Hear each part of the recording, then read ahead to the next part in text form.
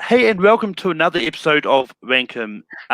We're here for a very fun one. We're going to be talking about Michael Keaton movies.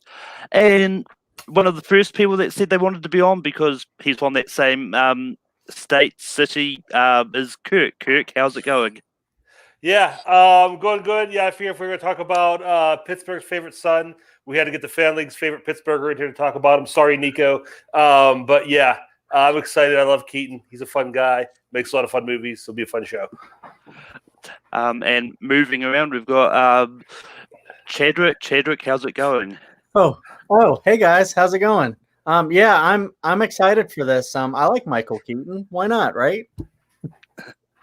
And last but not least, we've got Garth. Garth, how's it going? Hi guys, good. Good to be here. How this works is we go around the board and nominate a movie we think belongs on a top 12 Michael Keaton movie list. Because there is only 4 people, it's going to come down to the other 3 whether it gets on. But I did try to get an extra person, but a lot of people were busy, so that's how we ended up here. But I'm going to start with Kirk. Kirk was the first movie you're going to nominate. That is tough. I mean, there's a lot of there's probably like 3 or 4 that everybody's thinking about to nominate for the first pick. But I'm going to go with Batman '89. Batman's, there's been a lot of different versions, incarnations of Batman now. The story's been done a lot of different ways. I still think that Michael Keaton is the best Bruce Wayne. I think he expresses that mania of that character and just, being a little bit off, the little bit of like mental disconnect that he would have to have. I think he expressed that very well. He comes across as just kind of a normal schlub in that character, but still like has that edge to it, and I love that. And I think I don't know if Burton made the best Batman movies. We could argue that one way or the other, but I think Burton created the best world for Batman to exist in. I think, Schumacher obviously went too campy and Nolan went too ultra realistic, I think. And I know more people prefer that, but to me, that comes with its own set of problems. I think Burton hit that sweet spot where it's like, yeah, I could buy a grown man in a cape, live it in this world, and, people are going to take him seriously. So just, Keaton's performance and just the entire movie itself, such a great movie. So that's my first nomination. Chad, what do you say about Batman '89? Yeah, like that movie's really great. I really love Michael Keaton's performance in that one. I really like the world that Tim Burton made, a very gothic take on Batman. I think it's really cool. I may like Batman Returns a little more. I'm not sure. But either way, yeah, I do kind of agree. I'm growing more on Bale's Batman a lot, but I think that Keaton is definitely up there, if not the best on-screen Batman so far. So yeah, I yes. Garth, what do you say about Batman '89? Heck yeah, this was my number 1 pick as well. And Malcolm, you might remember this from our Video Chronic Dark Knight quiz. I was gonna wear this tonight, but I was like, it's too hard to take on and off. For the whole thing. I was like, nah. I'm not going to be talking about other Keaton movies while I'm Batman. But yeah, this was my number 1 pick as well.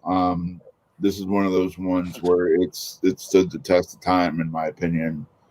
89 is a long time ago. I'm one of the guys who saw it in the theater. I don't know if you guys did, but you were probably not even born yet. So nope, I was not. Exactly. So yeah. So I won't say how old I was, but I saw it in the theaters and was blown away. And at the time, it was everywhere. And I was, before pre-internet days, I was one of those jerks writing in going, "Mr. Mom for Batman, what?" But yeah, and Batman '89 is definitely making this. I mean, I don't think anyone is surprised in the comments at all. But I mean, yeah, I would have absolutely suggested this. Like, I slightly disagree with Chadwick saying Keaton is the best Batman, but I do think Keaton is the best portrayal of the Bruce Wayne side of Batman. I think Bale is the best actual Batman person. But yeah, there would have been an absolute yes. This is definitely the better Batman movie with Keaton in it.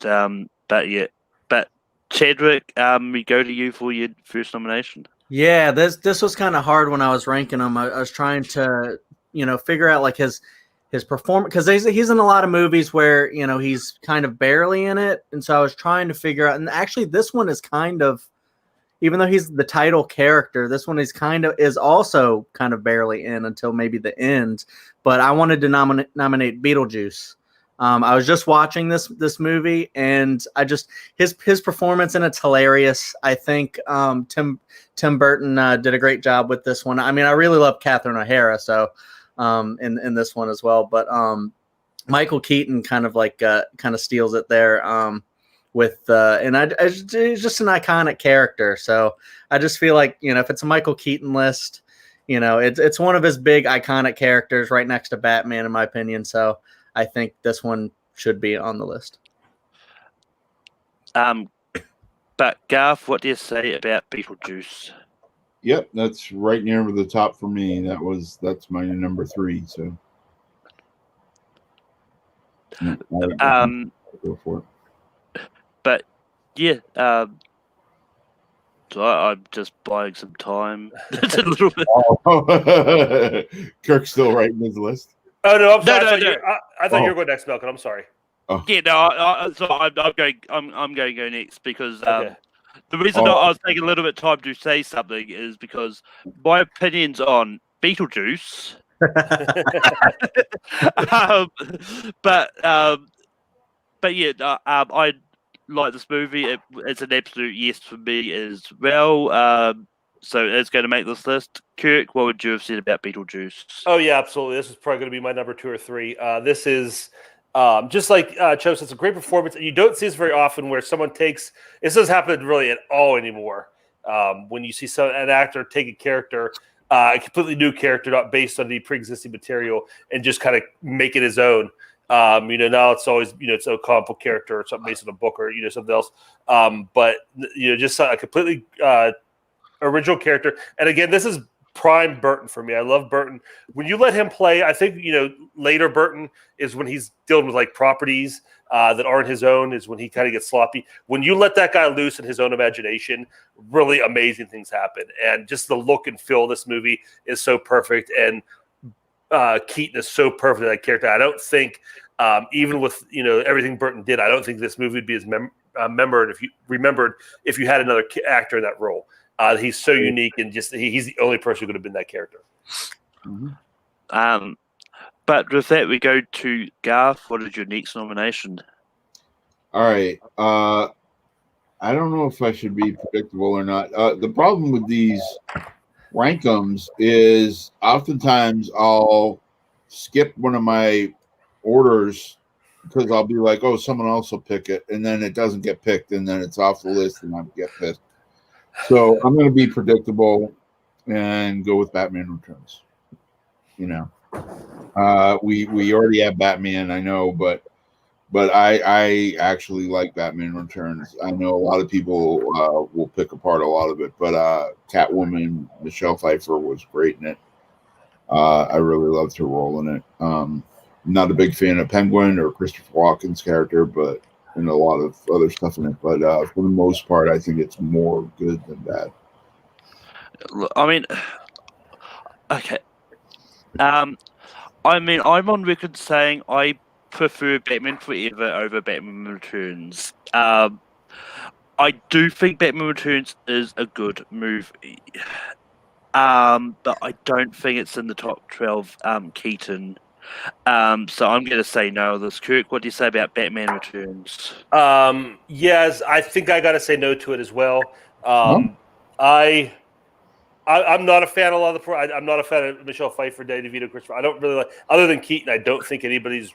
I just don't like the direction they went. I feel like the Schumacher, the Burton movies are both the same. Where Burton created like a world that was like his vision, but still like grounded. and then in his second movie, he just went way off the edge and way too dark. And same with Schumacher, where he started, Batman Forever was campy, but it was still kind of, reined in, and then Batman and Robin just went off the rails. So I think they both kind of like put too much of themselves in their second movie, and I'd say that about this. I liked the Gotham City and Batman '89. Batman Returns, it just kind of, like I said, went off the rails. So I'm not a big fan of this movie. This is in the bottom of my list of Batman movies, so I'm going to say no to it. Okay. And Chadwick, what would you have said about Batman Returns? Yeah, I'm kind of conflicted because, I mean, as I said before, I think this one might have been like my favorite, but I honestly, I really need to rewatch the Burton ones because I think what like sold me for Returns was actually Michelle Pfeiffer. I think she's one of, if not the best Catwoman that we've gotten live action. So, I think everything with her is amazing. I'm not sure about the rest of it, and so I think Keaton is probably better in the first one. Because I think she kind of stole the show there. But it is in my top 12, so I probably would have said yes. I don't know. But yeah, I'm going. You can't say yes. But I'll be back. So my first round pick, and know what? Let's make the first round all the B movies because I'm going to go Birdman or The Unexpected Virtue of Ignorance. I think this is a really great movie, and I think like even though this is like I don't know if he had any input in this, but I think this kind of sums up to how most actors feel after playing a really iconic superhero and what they sort of go through when they're trying to sort of get out of the shadow of that superhero and all that. It's definitely it's not easy because to use a comparison, I think with Daniel Radcliffe, I think he's trying to get out of the shadow of Harry Potter. I don't know if he's doing it really successful yet, but I think he's trying to find a way out of that shadow. But I think Birdman is a really great movie. It's one that I didn't expect to enjoy. But I think it's one of the best picture winners. I think is really deserved of best picture. Kirk, what do you say about Birdman? Yeah, definitely. This would have been one of my next picks. It's such a great movie. Like you said, that meta element to it is so good. It's kind of like a like twisted life story of Michael Keaton. And again, I don't know if where he came into the creation of that, if it was built around him or just a happy accident. But just the fact that you have the guy that played Batman kind of telling that aftermath of the Batman life is pretty cool. The way it's shot, the way Inarritu did it with the making it appear as all one shot is just so great. And that percussive score, all that really just builds to like just create that tension and that pressure that his character is under the entire movie. And it's just so well made, so well put together. It's just so much fun to sit down and watch and just see how that movie is made. On a technical level, it's really good. And his performance is great. All the performances are great. A lot of great performances in that movie.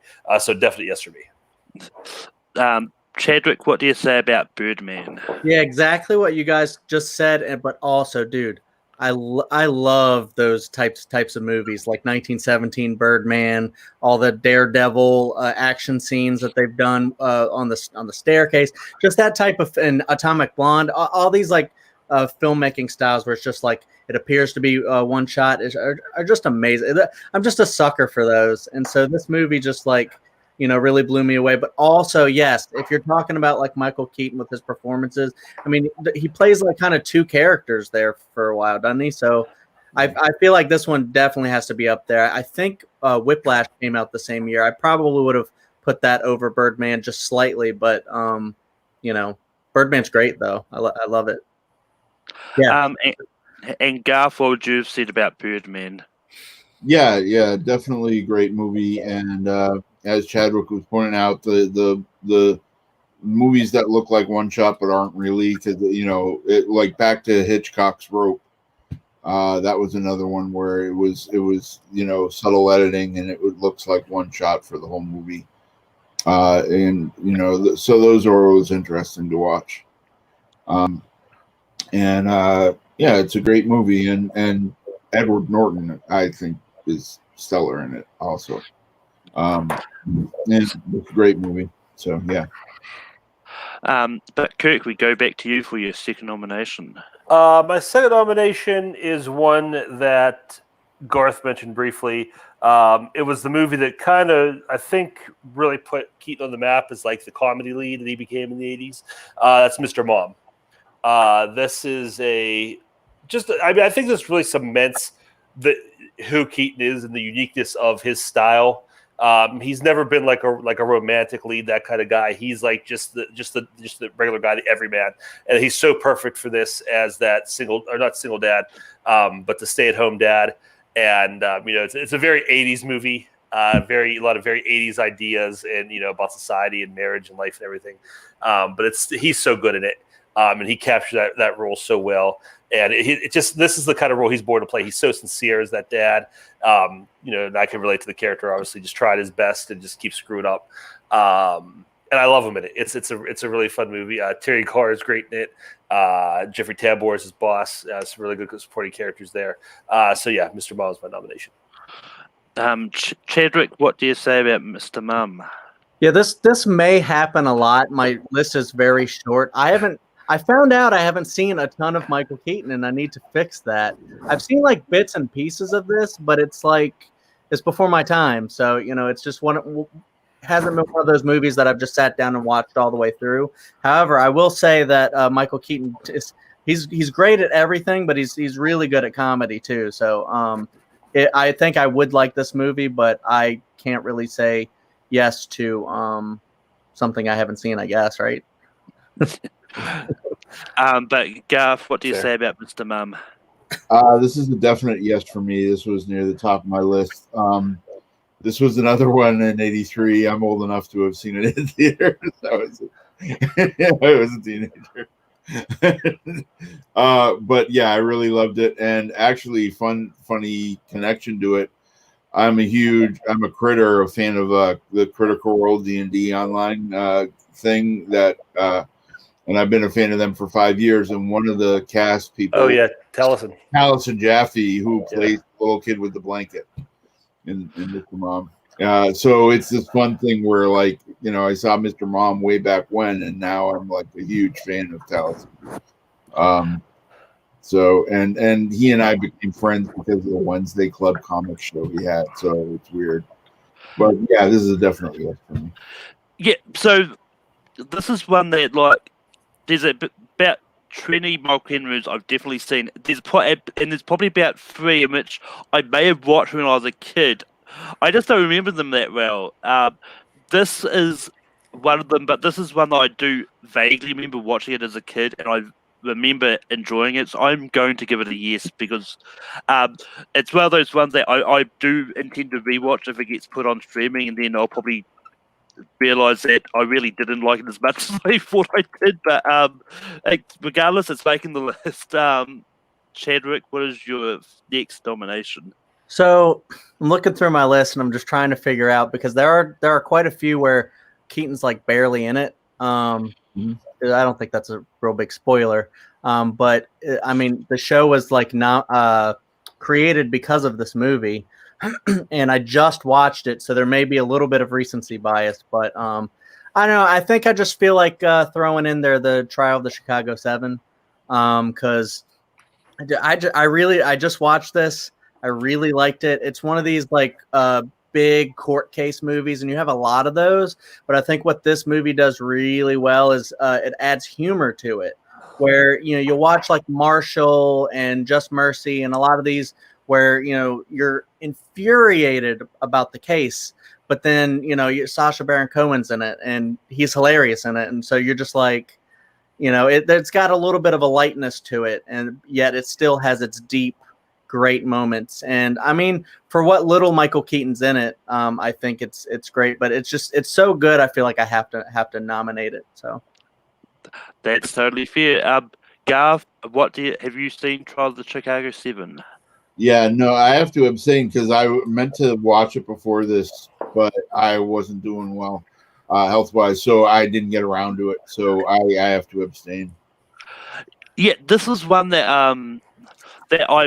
I watched pretty much as soon as it was dropped on Netflix, because it's one that I was I was going to watch regardless, because it looked really interesting from the trailers.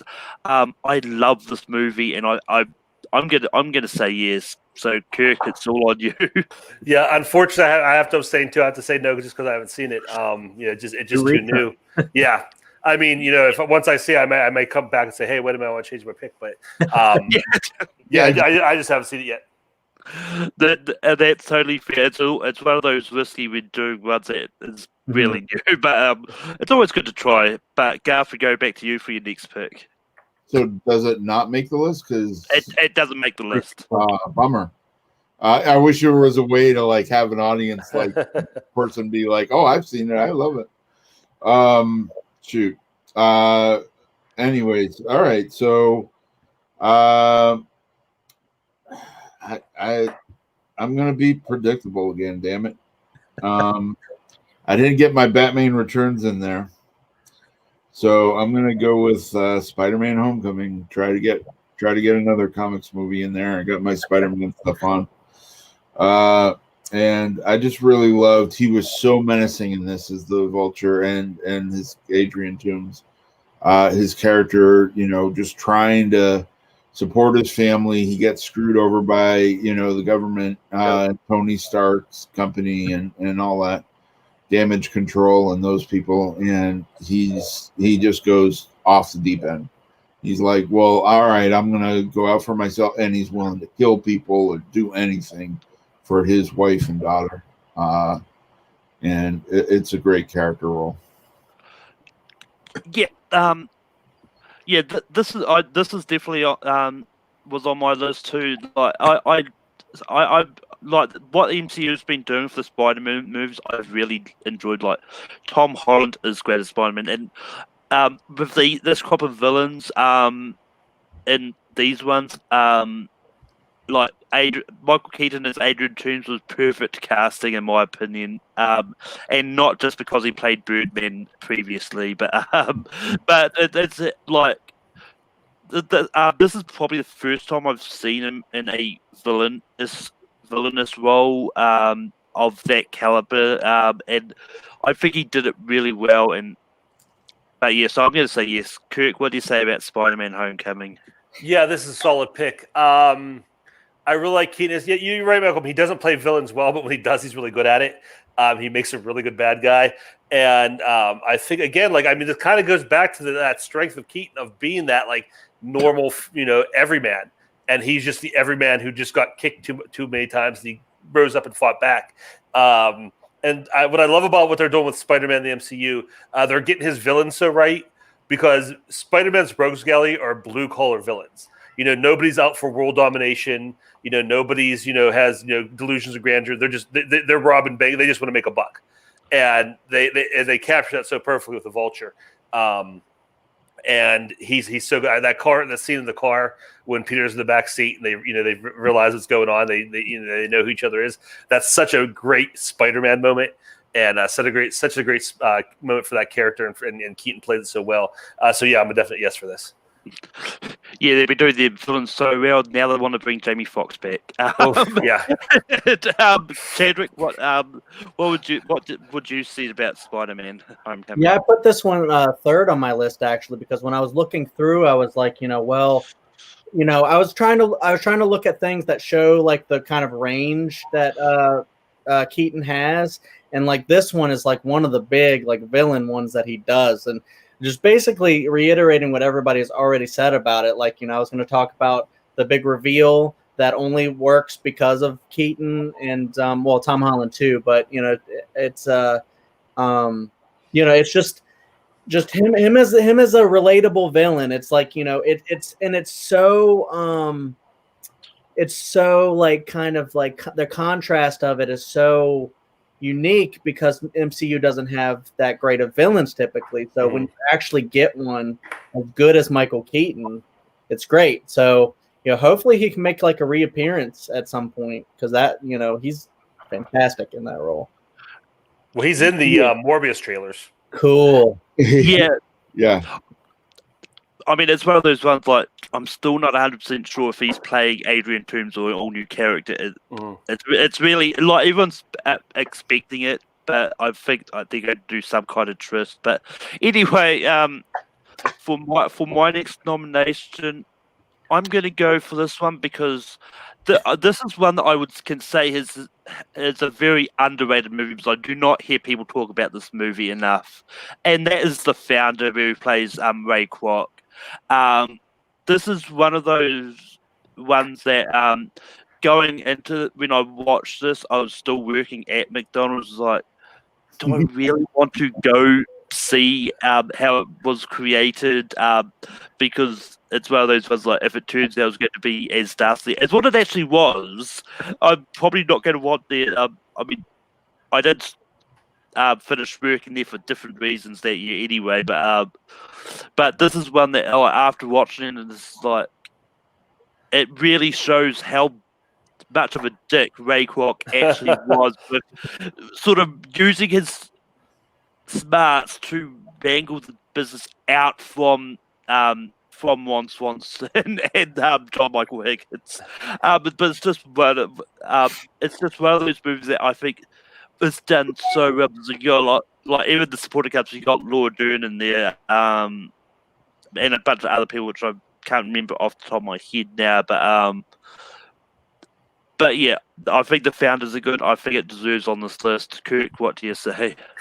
You read my mind, Malcolm, because this is my next pick too. And I was going to say the exact same thing. It's very underrated, very underseen, I think. Again, it's Keaton playing essentially another villain.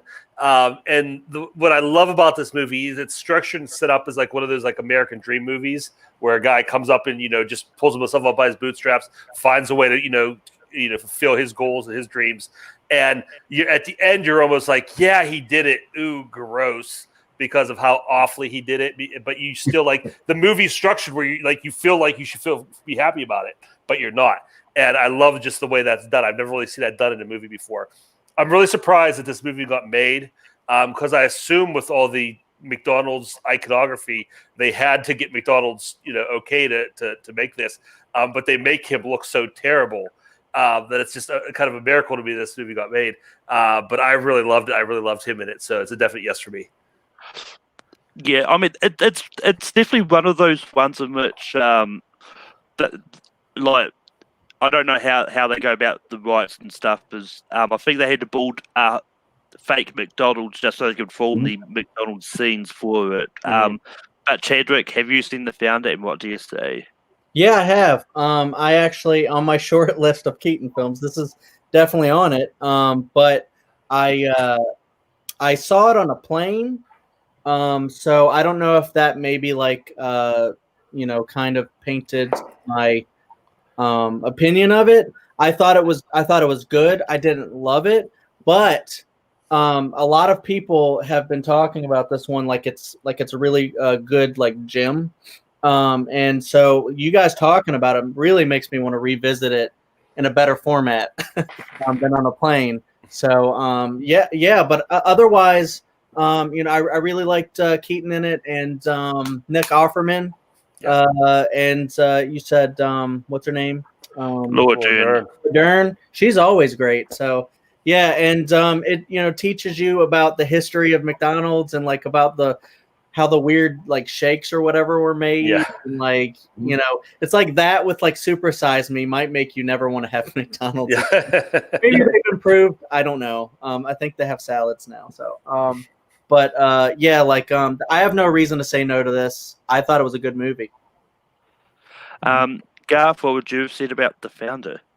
Yeah, this is a yes for me. It's a little lower down on my list, my personal list, but I really do like it. And like Malcolm, I worked at McDonald's. Only he was there 40 years ago. I was there back in the 80s.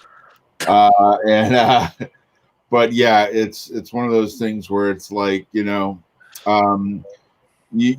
find out about all these people who built these empires, and of course they're jerks. Anyone who's a billionaire, anyone who's built an empire has done crappy things to do it. There is no altruistic billionaire. You get Bill Gates, He's very generous, does a lot, but he's got a lot of skeletons as well. And so seeing that side of the Ray Kroc and what he did, it's like Walt Disney, anyone else, they've got that dark side. So it was interesting seeing that part of it. But yeah, Kirk, what is your next nomination? Oh, my next nomination. Again, this is one. It's not really a Michael Keaton movie, in where you think, oh, this is his starring role or anything like that. But it's a movie. He played this character, I guess. So he did such a good job. They brought him back for another movie, unrelated movie. So I'm gonna go with Jackie Brown in his role of Ray Nicolette. He was in this. They're both this and Out of Sight are both different directors. I think even different studios. But it's a common character in both novels that's based on. So they brought him back for that one. I'm gonna go Jackie Brown just because I like that movie better. And again, this is another perfect Michael Keaton role. He's kind of just like he's just a guy. He's a cop. He thinks he's like it seems like he thinks he's a little cooler than he is. He acts a little cooler than he is. But he's not as on top of things as he thinks he is. But again, it's a great role for Keaton just to kind of play that like everyman schlub in the cop role. If you guys, and again, I'm fine if you guys say you shoot it down because it's not technically Keaton. I understand that, but I just want to bring it up because I really like him in this. Chadwick, what do you say about Jackie Brown? Like I said, I have a very short list, and this one's on it. This one I actually saw for the first time very recently because I went on a Tarantino binge. This is a great Tarantino movie. This is like one of the best, I think, actually. Very little talked about. I had it much higher. I think it was in my top 5, and then I pushed it down a little bit when I was trying to fine tune the list because. He's a side character. It's not like he's Pam Grier or anything like that. Or Robert De Niro, right? So I was like, maybe I'll put it down. But since he nominated it, I'm definitely going to say yes to Jackie Brown. I really love that movie a lot. I really want to watch it again. I just thought like the music in it, the performances are great, and the story is just it's just like a really cool crime film. And yeah, he played a really really cool cop part in it. So yeah, hell yeah. But Garth, what do you say about Jackie Brown? I have to agree. As Kirk pointed out, it's a smaller role. It's not not a starring role, but it's such a brilliant movie, and he is great in it. And so yeah, I'm gonna give it a thumbs up as well. Yeah, this is one that even though he's a small role, I love this movie and I think he's great in it. And it's just one of those ones which works so well, and it fits. So yeah, Jackie Brown is made the list already anyway, but it's going to be. It made it on the list. But Chad, we go back to you. Oh right, shoot, it's my turn. Well, a lot of them have been picked that are on my list so far. I may run out, but we'll see. Yeah, I'm gonna throw this one out there because there's not a ton left on my list. The Other Guys, because this is a great comedy. I don't know if it's a great movie, to be honest. I don't know that. I'm blinded by comedy. Like, when I watch it, I laugh so much. I love Will Ferrell and Mark Wahlberg, and you would think that he would be like overshadowed by them because they're both really great at comedy.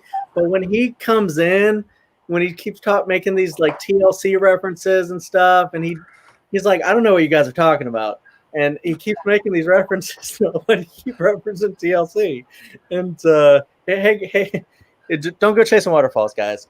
And so it's like he just comes in and just like steals the scene, the show basically, and so I think it works as a great comedy, as a great Will Ferrell, Mark Wahlberg bromance comedy, and as a Michael Keaton comedy. It proves how hilarious he is. But yeah, apparently we've got a competition between Chad's cat and Kirk's cat to who can make the most appearances. I want to grab my cat. I've got a lot of fake cats around. I'll grab one of them. But Garth, what do you say about Speaking of critical role, here's my critical role. All right. Yeah, better creep. And I also love that this character is not only the boss, the police boss. He also works at Bed Bath and Beyond, I believe. Right? And so he's like giving this big speech to the employees and all that, and it's like, you got to go out there, you got to do this, and it's like it's Bed Bath and Beyond. I forgot about that. Yeah. So I love it's a fun character, that he doesn't make enough as a cop, so he's got to have a side job. And it's just a real fun character, and it's like, the constant song lyric drops, and it's like I have no idea what you're talking about. It's a fun role. So yeah, this was high up on my list actually. So I'm gonna give it a big yes. Yeah. But yeah, like as we said earlier when we were talking about his mum, like Michael Keaton does comedy really well, and this is no exception. But just some sort of going, but just some sort of coming back from the TLC reference, like, I don't know what you're talking about. It's like, but I mean, realistically, I don't want no scrubs on this, and I think the other guys is a good choice, so I'm going to say yes to the other guys. Kirk, what would you say about the other guys? Yeah, I mean, it's a good movie. I don't like this as much. I know a lot of people hype this up as like a really great comedy. I don't think it's as good as everybody is. It's good. It's funny. But I think he steals every scene he's in, even though it's a smaller role. With just like the ridiculous, like the Bed Bath & Beyond stuff, the TLC stuff. It's all just so crazy, and he plays it so straight. He's really good at it. So yeah, I got no problem with this being on the list. Derek Jeter. But yeah, Garth, we go back to you for your next nomination. All right. Here's where I'm going to go back and be a little unique now. And I've got a couple that I want to try and make on the list. I'm going to go with Multiplicity next. I really enjoy this comedy, and I especially enjoy that Michael Keaton gets to explore all these different personalities with the different clones, and gets to have fun, especially the last one where it's, copy of a copy of a copy. So he's like, not all there. And he just does the wackiest, goofiest shit, and I especially love that, the ending, the clones actually like go off to like Florida to open a pizza place together. It's like this small ending where it's like, usually something would happen with the clones or whatever, but nope, no, they're still around, they're still together, they're just off in Florida running a pizza place. It's just a real fun movie, and I like it's a rom-com, sci-fi. It's this unique mix. Yeah, and I mean, this is one I think if Peggy was in the chat, then she'll be yelling at us a big yes maybe because it's a rom-com. But I mean, this is one of those ones that this is another one of the ones I was talking about that I've got a vague recollection of seeing, and I've got a vague recollection of liking it. So, but I'm still going to say yes because it is fun, and yeah. Kirk, what do you say about Multiplicity? As far as the movie itself, it's a fun movie, but it's kind of like just really super memorable about the movie itself. But as far as Keaton goes, I would say that this is like mid to late 90s, right, Garth? I don't remember exactly. Yeah. This is before we really got to see him, or he got to be known as anything more than like a comedic actor. I mean, he had some dramatic roles, but he was still mainly a comedic actor.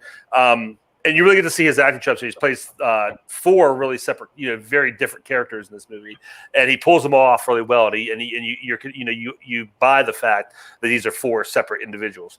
So just based on his performance alone, I'd give this a yes.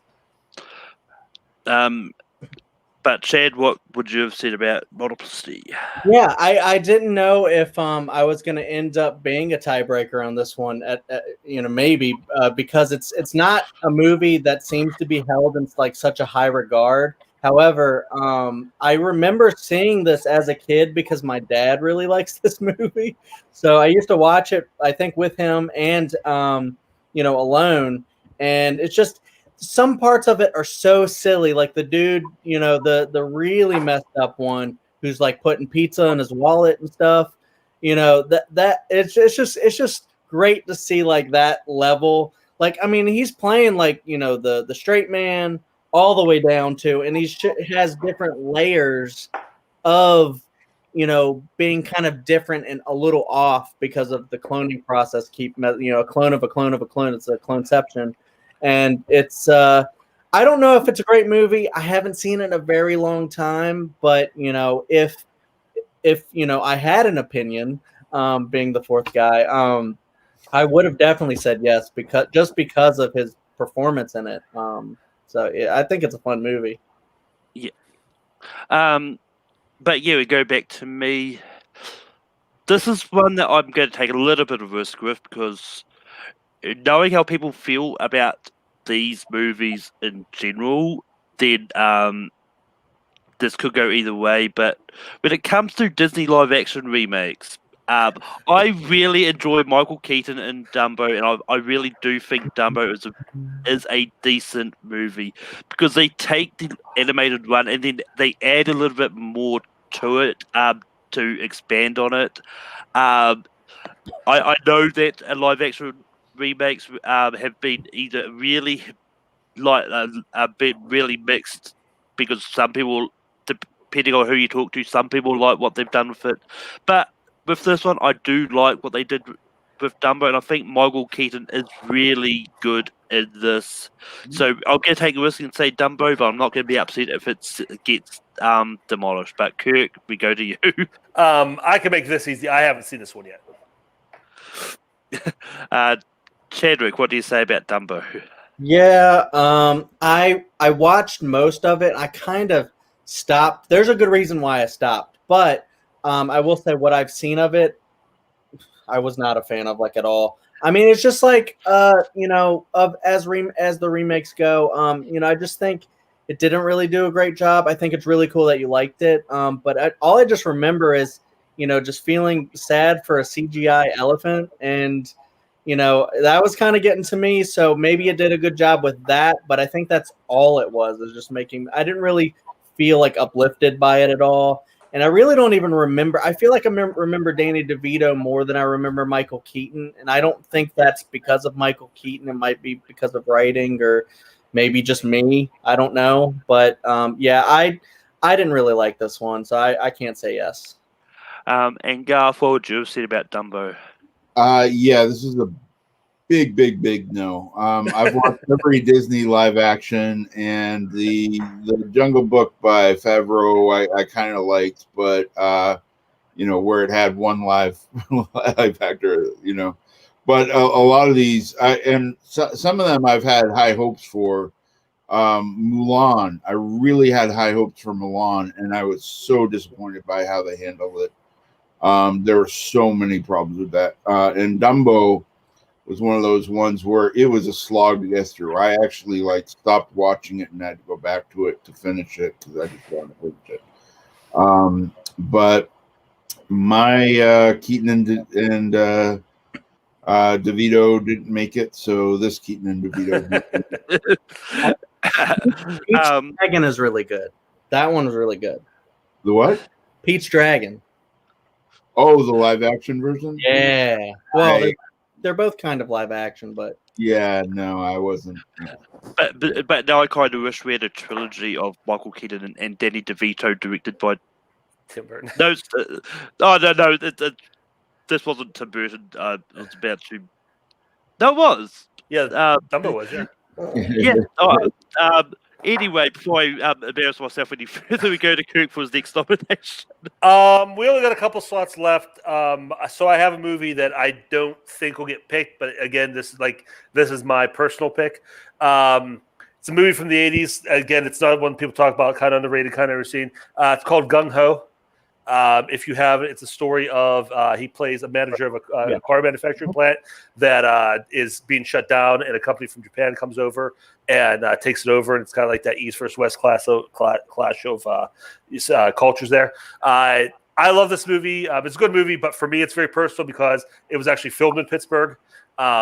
And it's a very, very much a Pittsburgh movie. We didn't have a car plant here. We had steel mills and coal mines, but it's very, especially when this movie came out in the mid '80s. I lived this movie. My dad worked in the coal mine, and there was always strikes and lockouts and things. We were always dealing with that, and the stress and struggle that came along with it.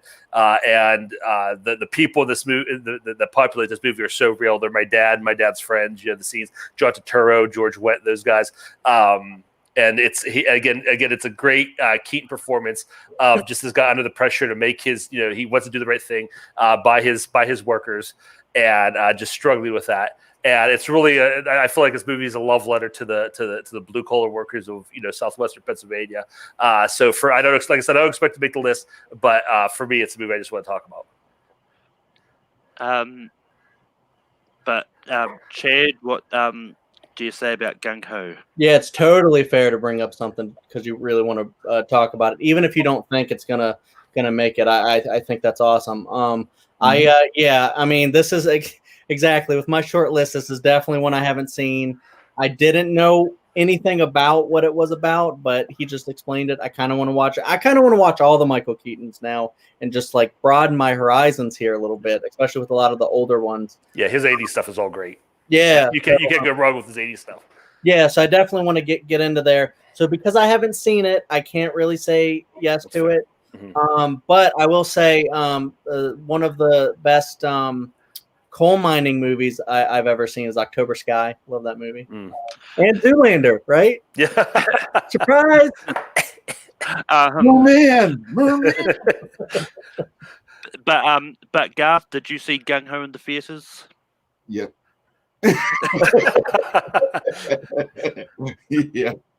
It was a fun movie. The racial stuff doesn't, you got, that's true. Kind of some Long Duck Dong stuff in there, and the same actor and all that. There's a lot of that stuff in there with the Japanese guys, but for the most part, it's a fun movie. But we've only got 3 left. So, and this was way down further on my list. This was number 13 for me. So I'm gonna just say no on that basis. Just trying to get other ones in there that I like better. Yeah, and I just haven't seen it. But it's one of those ones like Dumbo is my personal pick. So I mean, it's all good to try it. Yeah, so, absolutely. But Chadwick, up to you.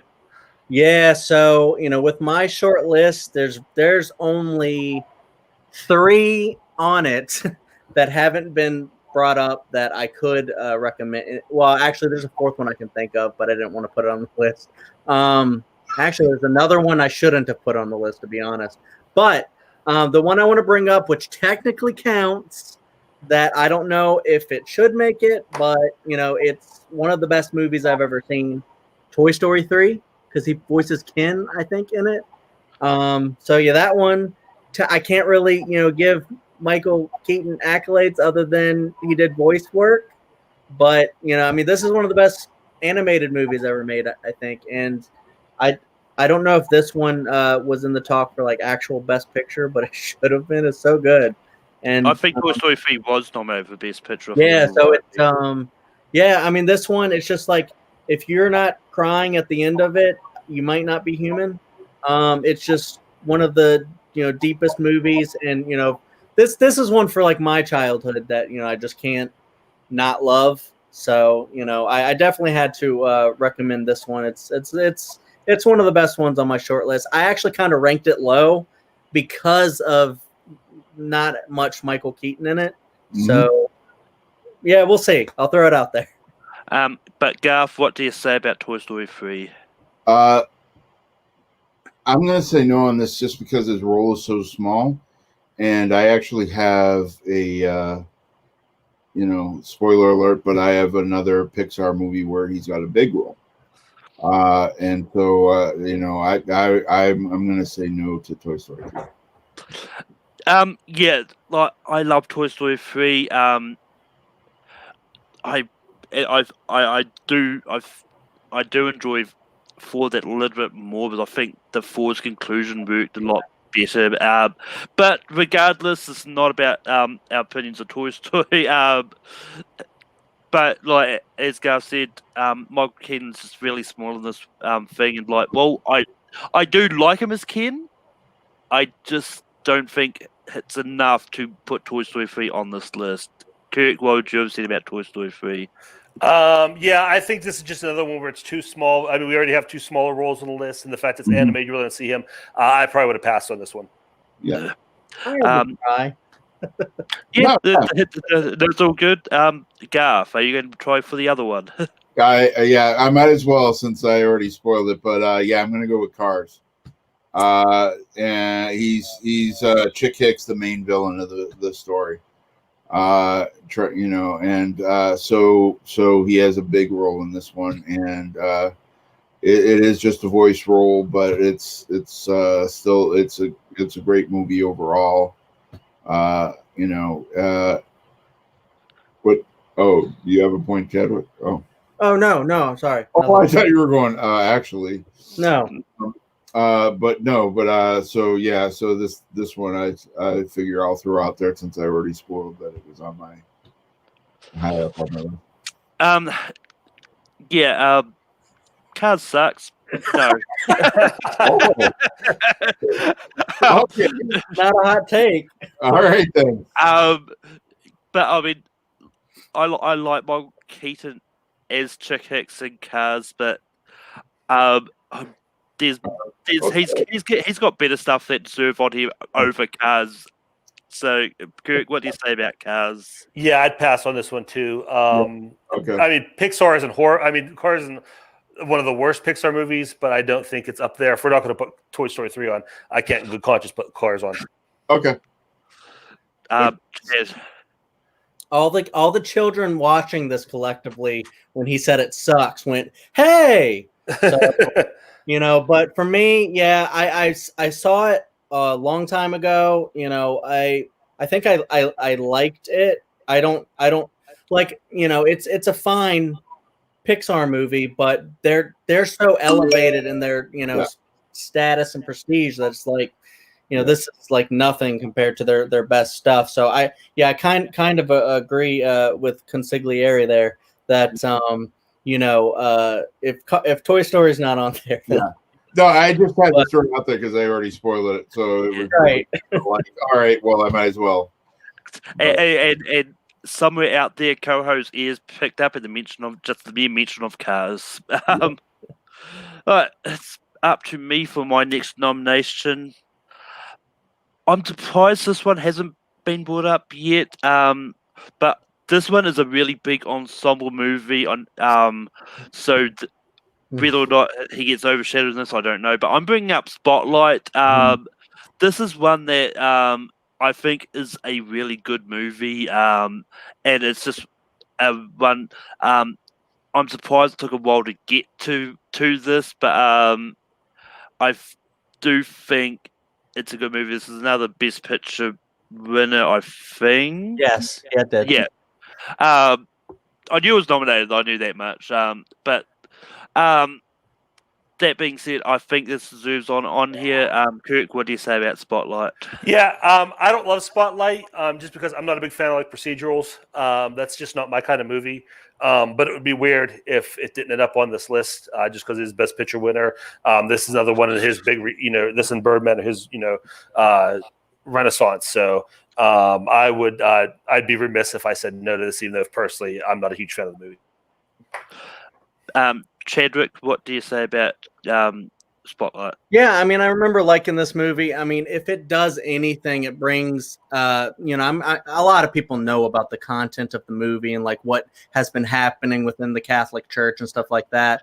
But to like understand really how it came about and how like the reporters, let everybody know about it and stuff. It touches on some really deep, like, hurtful things. I'm sure some people watched it and were really, struggled watching it because it's like really what do you call it, like touching, or I don't know, you know what I'm saying. It's a really good movie. I kind of agree that maybe it shouldn't have won Best Picture, but I'm okay with the nomination. But yeah, this is like on my short list of movies.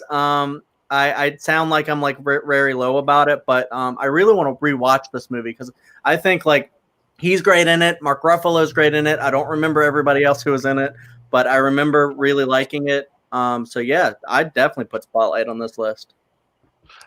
Garth,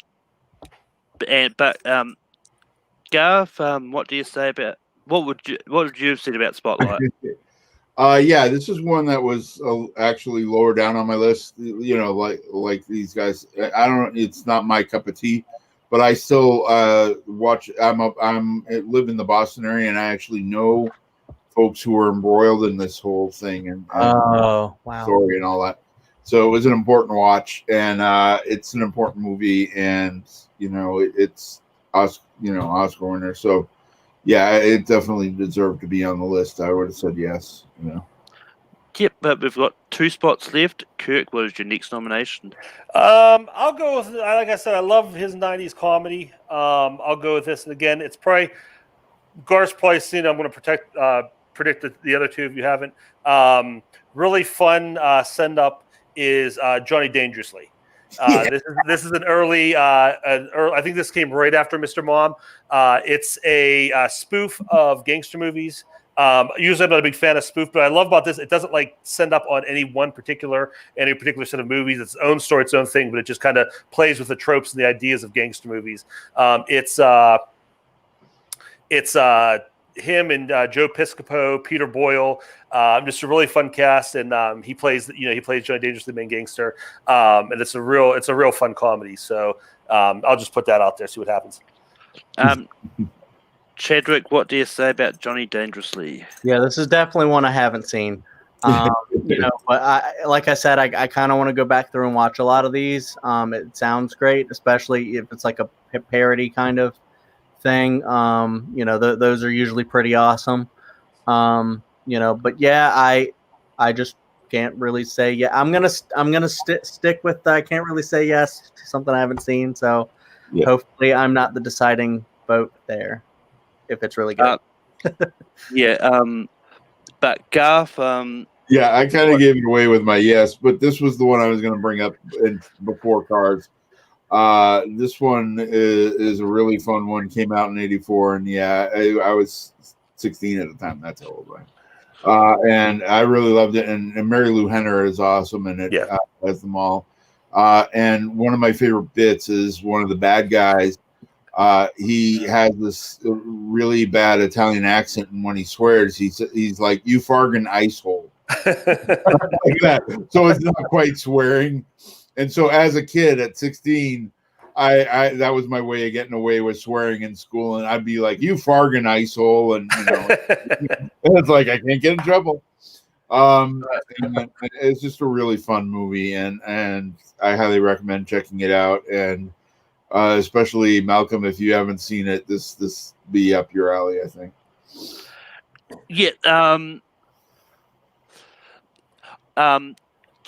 This is what I haven't seen, but based on what Kirk said about being a parody movie, it surprised me about him bringing up because I know how he feels about parody. It's not a normal parody movie. It's a good parody movie. It's not like that, it makes fun of gangsters, but it's not a full on.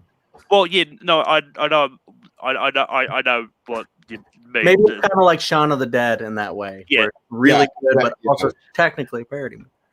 But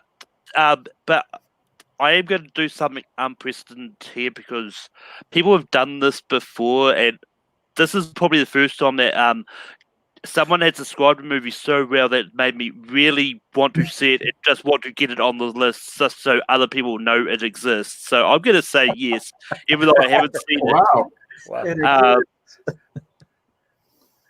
Because I mean, it's one of those ones like Kirk sort of hyped it up so well. I was like, I know I want to see this now. Yeah.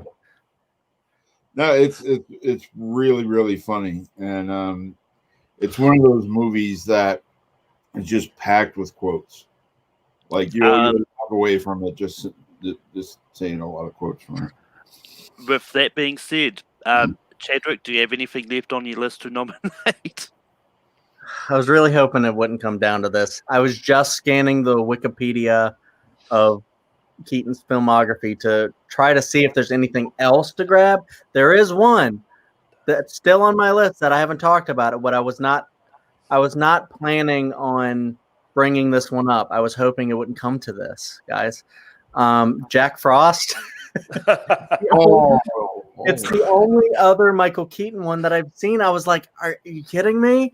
Like I've seen this guy like my whole life basically in movies, and yet this is the last movie that I haven't really, that is on my list that I've seen.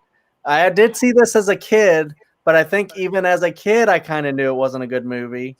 So I'm curious, out of the 50 movies you've seen, less fewer than 20.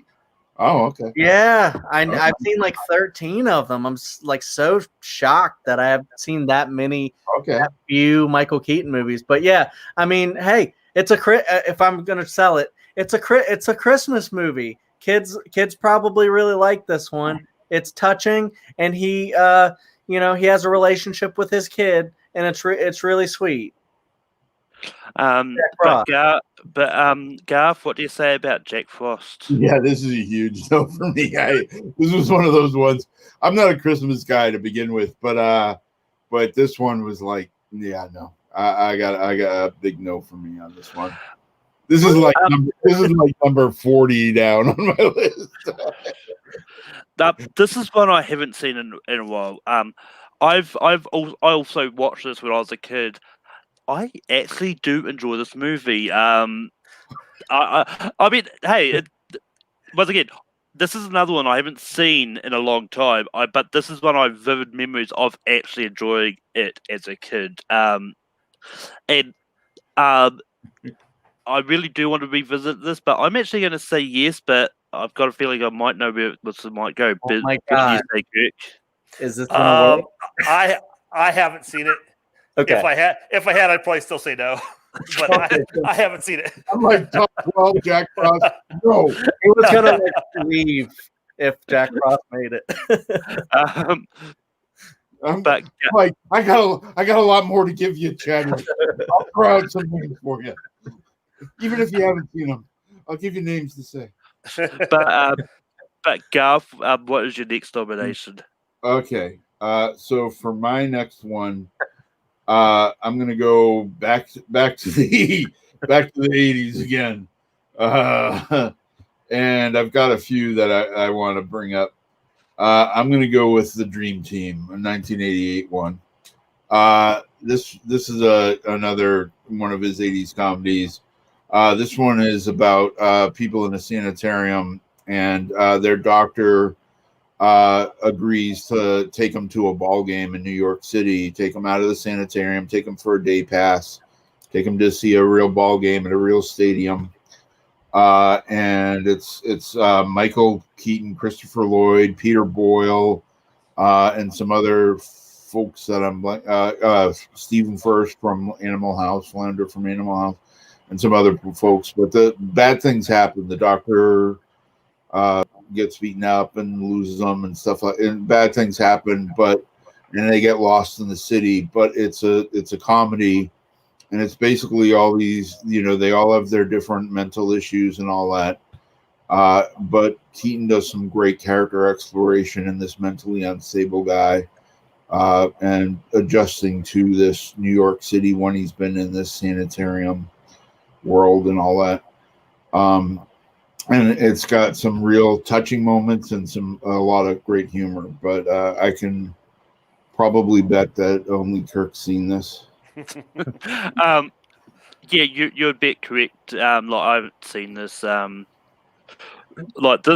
is something that I'm going to try and go through all of Malkin's filmography and actually catch up on something I've not seen. And this is one that like has been mentioned a few times in the chat. Like Brian Husband has been talking about this. I mean, this is one.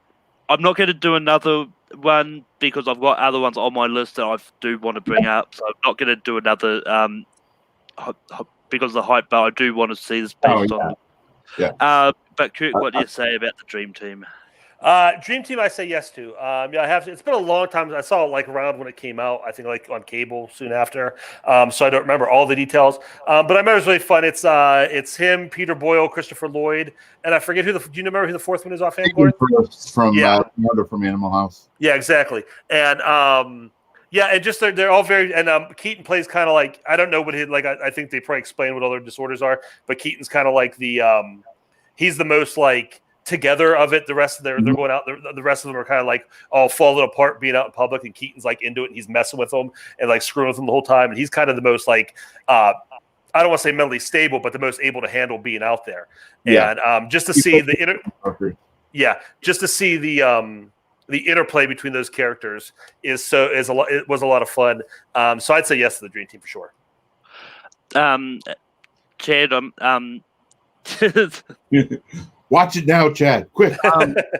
Yeah, I've actually never heard of this one. I think I've heard of the phrase "the Dream Team" before.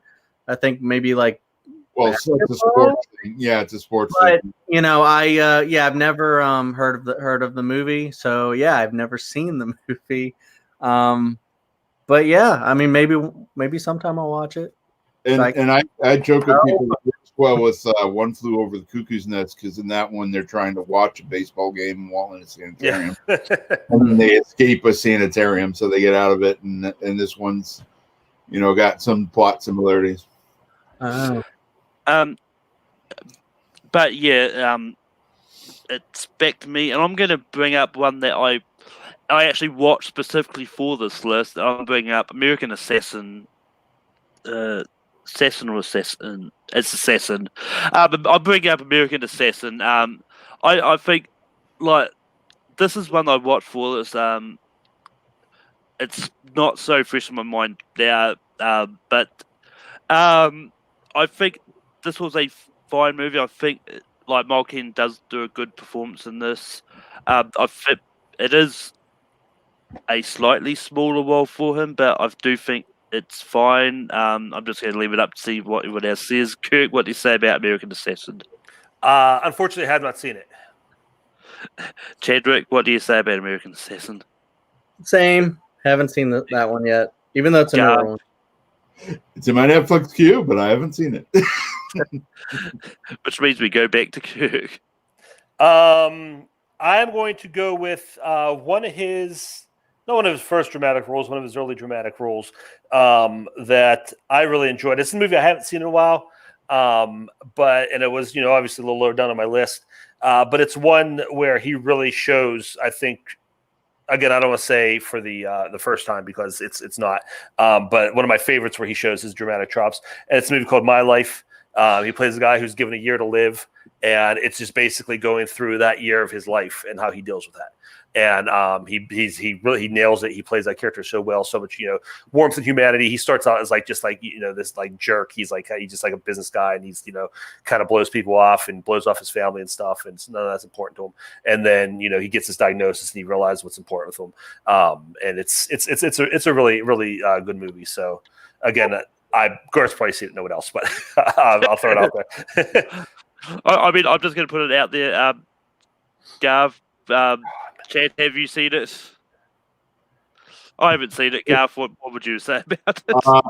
I actually have not seen this, or if I have, I don't remember it. It's been so long. When did this come out? In the 90s? 93. 93. Yeah, so I might have seen it back in 93 and just don't remember it. Back in the 80s and 90s, I liked Keaton's comedy stuff. So I might have seen it and been like, I wasn't a big fan of the drama yet at the time. But yeah, so I don't remember it to even say anything. But there's already 2 no's. So But Chad, do you have anything left to bring up? Well, I mean, I was looking through the list just to make sure. Like, I was at Wikipedia, then I went to IMDb. I was like, did Wikipedia forget something maybe that I've seen? And then I was like, well, maybe I can find something that maybe should be nominated, even though I haven't seen it. And I looked at something that has like pretty good Rotten Tomatoes reviews. And, so I checked it out. And then I was like, well, this is a different type of movie that I should see, that I probably will get around to seeing at some point, that he is like the star of. And it's another voice animated movie. It's like an anime, Porco Rosso. So yeah. So I was like, he plays the title character of that. So like, he's probably great in it. Even though, so I'm kind of breaking my own rule here, I guess. But if I can or have to nominate something, then I'm like, hey, why not put kind of like a foreign, even though this is an American dub of it style movie, why not throw that out there? See what happens. But I was frozen. But yeah, this. I mean, it's an interesting strategy. Let's see if it pays off. Garth, what do you say about Porco Rosso? He's just like, random. This one, I love the movie. I'm a huge anime and especially Studio Ghibli films and all that. And I do love this movie. But for top 12, it's one of those things where it's an American dub. I'm not always a fan of the where it's, but I understand. We only have one more to go, and I don't know if any of the others are going to make it on this. So I'm gonna say yes, but because I'm betting Malcolm hasn't seen it, and then we'll put it on Kirk. So I'm gonna say yes. I mean, this is one that I'm going through Studio Ghibli movies and watch them. I haven't got up to this one yet. But I mean, I will argue it counts because even though it's a dub, he's still It's the same as Cars or Toy Story 3. So yeah, Kurt, what do you say about Porco Rosso? Along with most of the other Studio Ghibli movies, it's on my HBO Max watch list, but I haven't seen it yet. Okay, so I'm the only one who's seen it. Garth, we go back to you for your next nomination. Okay, we're deep diving now, and we're get it because of Chadwick and Malcolm. It's going to be like me and Kirk bringing up stuff that you guys haven't seen. We already know Chad's a no, and Malcolm I bet is a no for a lot of these. So we're just going to be throwing out random names. So all right. So next I'll throw out another old comedy, 1982 Night Shift. This one is directed by Ron Howard. Keaton and Henry Winkler. They work in a morgue, and Keaton gets the bright idea to start a prostitution business. It's basically risky business. They decide to have prostitutes in the morgue and have clients come and have parties at the morgue. Henry Winkler's against it at first, but he falls in love with a prostitute. I believe it's Shelley Long. And it's just a goofy comedy. One of those, like Risky Business and others where it's, the prostitutes and things get out of control. And, oh no, this, Keaton's just off the wall, like crazy guy. And just like, hey, let's do this. And Henry Winkler's the straight guy trying to rein things in. And, I don't know if Kirk's in this one, but I just figured I'd throw it out there. Chad, have you seen this? I haven't, but I will say my dad actually just told me to watch this not that long ago because It sounds kind of problematic, but I just looked. It is problematic. It has a 92% rating, so I kind of want to check it out, to be honest. I could be like a clutch yes for it, to be honest, because we don't really see Keaton in a lot of raunchy type of comedies, so I could be a clutch yes, maybe. I mean, I haven't seen this. Kirk, what would you say about this? I'll say yes. It's been a long time since I've seen it, but I remember it being a lot of fun. I remember Keaton and Winkler and Shelley Long all being really good in it. So this late in the game, we're running out of movies. I'll say yes. So Chad, are you? Sure. Yeah. You're gonna do it. Hell yeah, dude.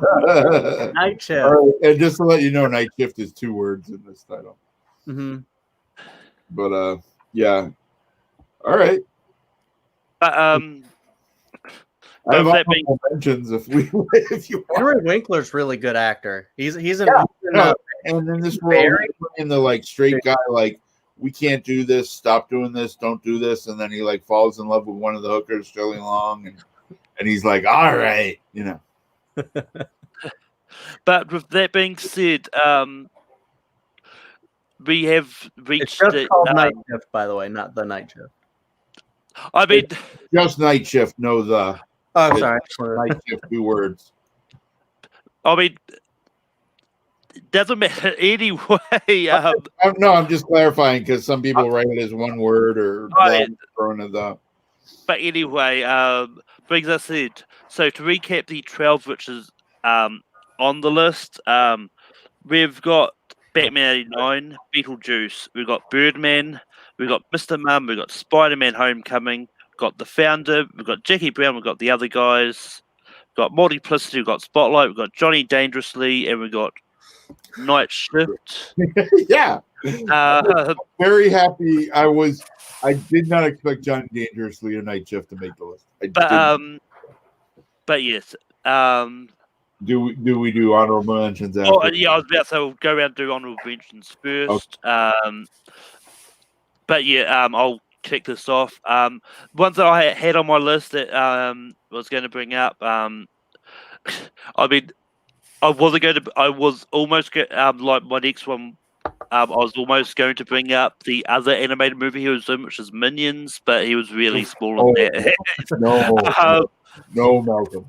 But I mean, I watched it for the first time. I mean, I don't hate it. I also wouldn't have brought it up because I didn't think it was going to make the list regardless. I mean, I also really did enjoy Herbie Fully Loaded. But I was going to bring up Much Ado About Nothing. And First Order was kind of one that I was considering as well. But Kirk, do you have any honorable mentions? I would mention another Pittsburgh movie filmed in Pittsburgh where he played a villain. Was Desperate Measures with Andy Garcia. Fun little action movie. No, I mean, I don't think it's worthy of the list. He's done better, but it's a good movie worth bringing up. Also, I kind of brought up Out of Sight before. That would be another one. And honestly, I think we hit most everything. I mean, we talked a lot about a lot of movies. And Chris, Toy Story 3 was brought up, but it's only a really small role in, which is why it's not on the list. So, Chad, I mean, you didn't have any honorable mentions. No. He hit his limit. Well, he's got 50 movies. I suggest watching some more of them. Yeah, well. Check out some of the ones that make this list that you haven't seen, maybe. But yeah, some of my honorable mentions, like Kirk said, Out of Sight, same character as Jackie Brown, but such a small role. He's even uncredited in it. So I wasn't going to really bring that up until Much Ado About First Daughter. It's cool seeing him as the president. I wouldn't mind if he played the president again. And then I've got an oddball one that I guarantee I'm the only one, or well, no, Kirk maybe, but Rabbit Test from 1978. It's Keaton's very first movie, and it's Billy Crystal's very first movie. Oh. And here's the thing: it's about Billy Crystal as a man who gets pregnant. And here's another thing: it's written and directed by Joan Rivers, the comedian who hosts the Tonight Show now and then. So how bizarre is that? That it's like both their first movies. Billy Crystal is a pregnant guy, and Keaton's his buddy, and it's written and directed by Joan Rivers. It's just a softball, like, whoa, wait, what? It's a great mind for trivia. You know, I sometimes write trivia questions. I love mining rabbit tests because people are like, what? What the hell is that? But some that have been brought up in the chat. Stephen mentioned Desperate Measures. Mm-hmm. Chris was brought up much about nothing, which I'll talk about. We talked about on mentions anyway. Yeah, the only other one I would bring up is Need for Speed, but I didn't like it that much. That's the Aaron Paul one. It's a thriller action. Also, we had Pacific Heights and One Good Cop in there One as good well. cop. Yeah, one good cop. One Good Cop. Yeah, Yeah. that's one. And yes, Brian, Rabbit Test is the same premise as Junior. It did it first, though. It was 1978, man. That's way back. I mean, if you look really hard, you might be able to find other movies before that, which said Mel was becoming pregnant too. That's true. Black and white one, maybe. But there's a category male pregnant males. Yeah. But with that being said, we move on to the fun part of ranking them, and if we end up with a tie, I will be going to the chat. So say what you would do for 12, so that as soon as you can, because it does delay before it can come up, before it shows up on StreamYard. So, but with that being said, Chadwick, what do you have for 12? I used everyone's favorite Rotten Tomatoes for this because I haven't seen some of the. What do you have for 12? All right. I'm going to go with the one I brought up, 12, Night Shift. The others are better. Yeah, those that know me know I avoid voting for the ones I've never seen unless I have to, but I put Mr. Mum as my 12. Kirk, what do you have for 12? I think we're going to check because I have the other guys just because it's a smaller role. Right, so we've got Mr. Mum, the other guys, all different. Night Shift and Johnny Dangerously. What? So out of those four, you put for 12? Come on, Chad. We know there's at least 2 or 3 of you. Yeah. I'm just finding. Unless they just left like 1 minute ago. But yeah, as I pop out the chat over here. Oh, Chris. All right. Bummer. All right. Okay. But Mr. Mump is going to be 12. And as we go, get ready for the next one. Sorry, Taliesin.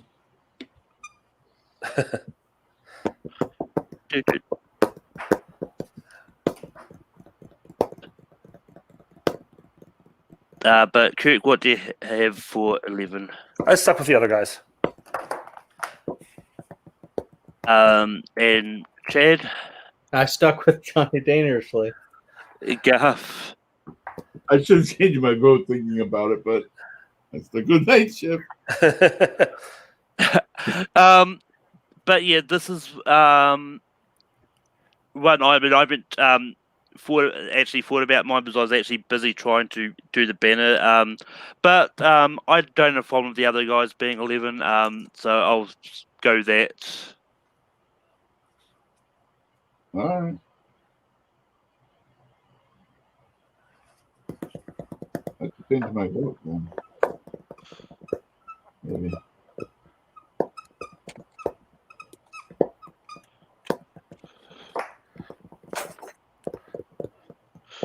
It feels weird. It's like, well, we're not going to keep leaving it up to the audience, are we? Oh, I mean, it could have ended up as just one of those ones. Like, I'll go for one of the ones that have been said, because I wasn't going to go for. I'll go for. But Garth, what do you have for 10? I'll switch it to Johnny Dangerously. I actually put Multiplicity. Kirk. Just because I want to keep the higher ranking movies as bigger roles, I went Jackie Brown. Good point. And Chad. Johnny Dangerously. Johnny Dangerously is going to be 10.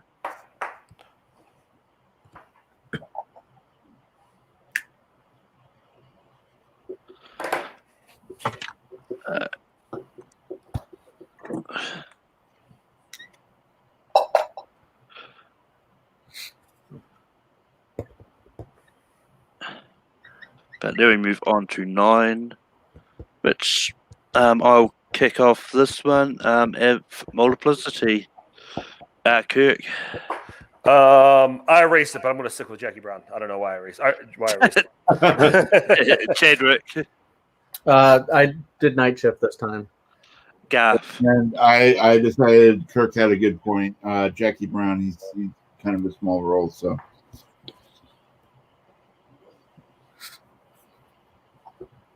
Actually.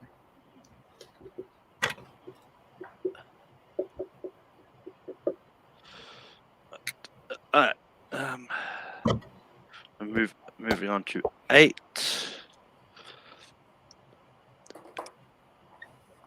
And Chadwick, what do you have for 8? Yeah, I'll stick with Night Shift on this one. I like it. Okay. And I'll go back with Night Shift. I'm sticking with Multiplicity. Kirk. I said Night Shift. Night Shift is going to be 8.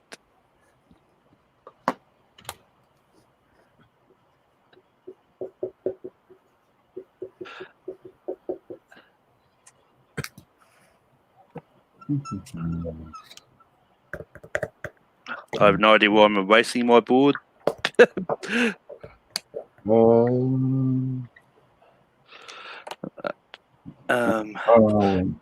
Just to recap what we've got left, we've got Batman 89, we've got Beetlejuice, we've got Birdman, we've got Spider-Man Homecoming, we've got The Founder, we've got Multiplicity, and we've got Spotlight. And Kirk, what do you have for 7? I want Multiplicity this time. Chadwick. Yep, Multiplicity. Garth. I was going with The Founder myself. Multiplicity.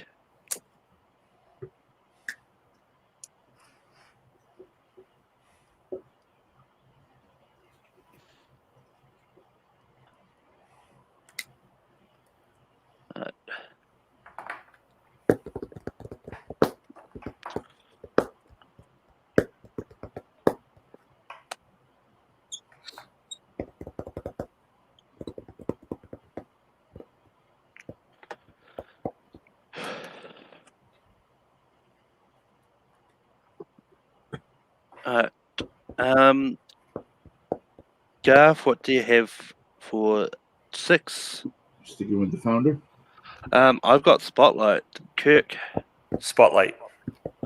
And Chadwick. Tie. The Founder. So we're going to the chat. Founder or Spotlight? What do you want for 6? And the first one that I see. Ooh.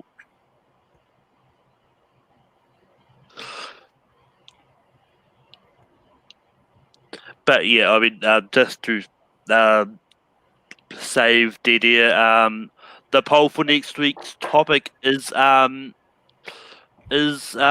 there, and it says it's going to be a horror theme.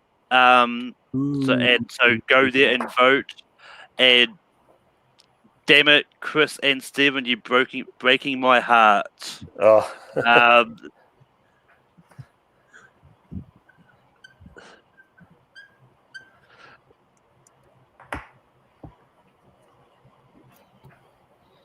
Ooh.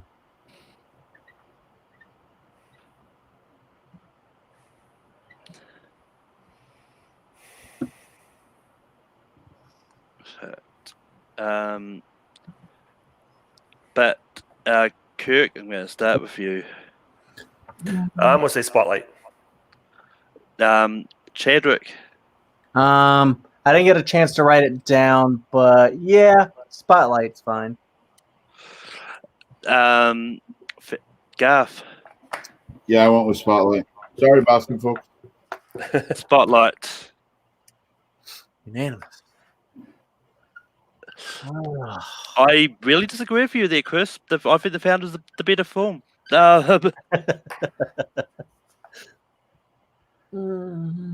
Shit.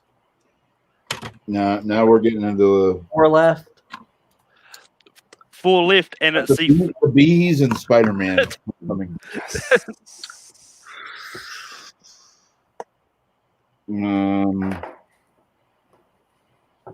Damn. All right. I gotta go with personal choice.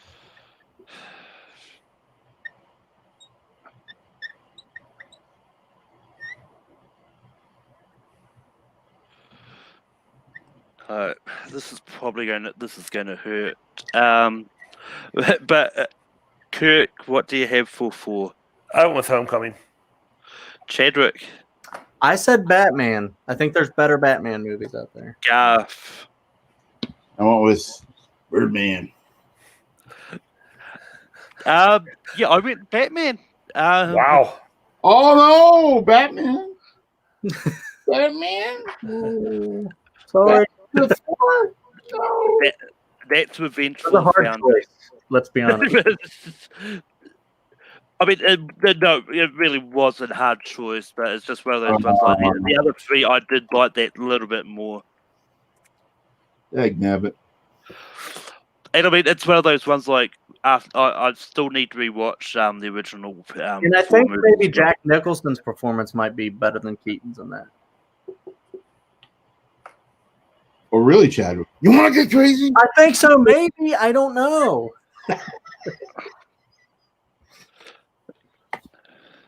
I mean, isn't correct in the line is do you want to get nuts? Let's get nuts. Okay. Okay. All right. I didn't get the point for that one. All right. But anyway, I'm going to go first on this one. I've got Spider-Man: Homecoming. Kirk. Homecoming. Chadwick. Spider-Man 2's better. Homecoming. All right. Mine's a moot point.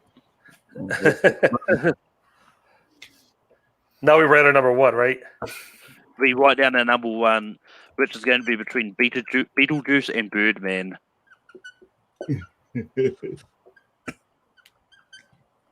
I've lost track of how many, but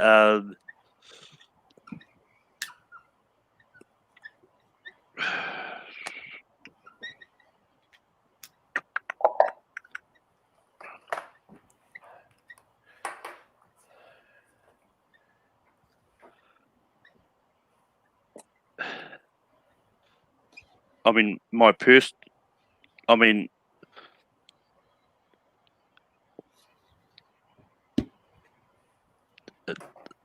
this is going to be interesting to see what happens here. But Kirk, what do you have for number 1? I have Birdman or the Unexpected Virtue of Ignorance. Oh, number 1? Yeah. Yeah. Oh, number 1? Yeah, I'll go with Birdman. Garth. Beetlejuice. And Beetlejuice. But we're at a tie, so chat. Beetlejuice or Birdman for number 1. And I know I'm late with this, but I was hoping that. And I have this great meme I made where it's I did a little photo editing and it's Ledger's Joker sitting next to Beetlejuice, and the makeup looks so similar. But Stephen has spoken, and he's the first one that I saw is Beetlejuice should be number 1. Oh, Diaz, you got to be quicker on the draw, man. Nice. Come on. Yeah. I'm not mad at that. I was going to write it like Beetlegeist, but The constellation. Yeah. It's just he's in Birdman like the whole movie and like one shot. He's not in Beetlejuice as much, but Beetlejuice is great. Yeah, yeah. And he's the character. I mean, so iconic. But then again, Diaz also disagrees with Beetlejuice being above Batman and Homecoming as well. But I mean, like even in my personal ranking, I've got both Beetlejuice over them as well. So, but with that, I'm going to recap our top 12. At number 12, we've got Mr. Mum. At 11, we've got The Other Guys. At 10, we've got Johnny Dangerously. At number 9, we've got Jackie Brown. At number 8, we've got Night Shift. At 7, we got Multiplicity. At 6, we got The Founder. At 5, we got The Spotlight. At 4, we got Batman 89. At 3, we got Spider-Man Homecoming. At 2, we got Birdman. And at number 1, we got Beetlejuice. But with that being said, this has brought us...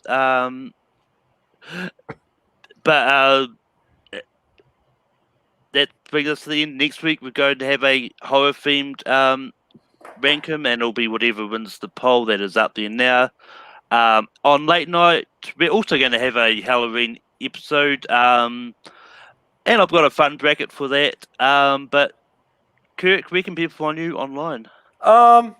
Here, everywhere, wherever you guys, like I said, wherever you find all these guys, you'll find me hanging around all the movie trivia, fan league stuff, and look me up on Letterboxd, Kirk Colwell or Kirk Wolkowski. Chad.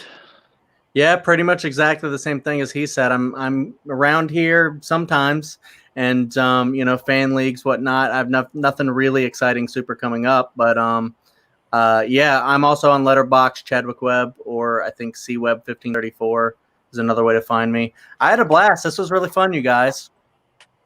And Garth, where can people find you online? Various places. Just Garth McMurray on Twitter and Facebook, and Garth_McMurray at Instagram, where you can find my comic art and other stuff. And this past Thursday, I did a fun pitch a movie thing on the opening night trivia channel. Go check that out. And then tomorrow night, I'm once again on Full Metal Classic with Malcolm as the host. So. Yep, and I'm hosting Full Metal Classic. As always on the Full Metal channel, you'll see Garth taking on the chat because both Chris and Stephen are both there as well. But you can also find me hosting Full Metal Random. This week on Random is going to be a Rigoli Civil War. We've got Nico up against his sister in My Hero Academia. So that should be a really fun match. Jay and Doug helped write the questions for that because I know absolutely nothing about it. But yeah, and I've already plugged the Take 3 stuff, but you can find me sort of everywhere else. I'm usually on Featured Presentation. They do a lot of fun stuff over there. They do fun stuff on Multiplex. Even in Opening Night Trivia, I think I've covered everything. But until next time, keep listening shit.